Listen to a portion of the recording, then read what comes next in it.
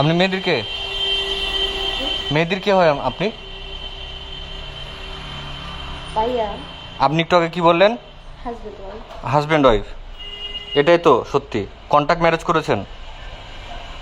সত্যি কথা বলবেন। ইয়েস। আপনার মাস্ক খুলুন। কন্ট্যাক্ট ম্যারেজ করে যাচ্ছেন আপনি আরও? কবে কন্ট্যাক্ট ম্যারেজ কবে হয়েছে আপনাদের?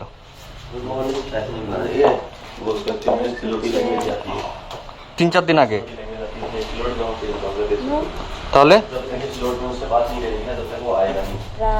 প্রায় 5-6 মাস। 5-6 মাস আগে। আমি মাহদি হাসান, বাংলাদেশ। আমি দিল্লি এয়ারপোর্ট থেকে বলছি। আমার সাথে যেসব ঘটনা হয়েছে এটা আমি বাংলাদেশে এসে প্রেস কনফারেন্স করে হয়তো আমাকে বলতে হবে, বাট আমি জানি না। আমার সাথে অনেকগুলো অকারেন্স হয়েছে এখানে। আমাকে প্রায় 40 মিনিটের মতো আমাকে পুলিশ কাস্টডিতে আটকে রাখা হয়েছিল। আমাকে খুবই বাজে আমার সাথে অ্যাপ্রোচ করা হয়েছে এবং তারা আমাকে জেলে দিতে চেয়েছিল। আই ডোন্ট নো আমি কী করেছি।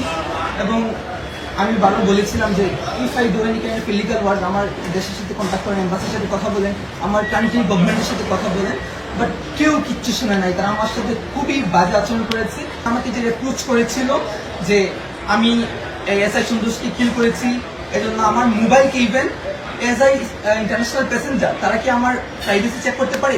তারা ফোর্স করে তারা আমার ফোনকে আনলক করেছিল। আনলক করে আমার ফোন তারা চেক করেছে। And I will take action after coming to my country, ইনশাআল্লাহ ইনশাআল্লাহ। এটা আমি হচ্ছে দিল্লি এয়ারপোর্টে আছি। তারা ইমার্জেন্সি হচ্ছে, আমি জানি না কি হয়েছে। হয়তো আমার দেশ আমাকে সহযোগিতা করেছে, আমাকে তারা ইমিগ্রেশন করিয়েছে এবং বলেছে আমার জন্য ফ্লাইট ওয়েট করছে। তো আমি গেলে পর তারা হচ্ছে কী করবে। তো থ্যাংক ইউ বাংলাদেশ। এবং আমার এডমিনদেরকে বলবো প্লিজ এটা কি টাউনের প্রয়োজন আমরা রাখি।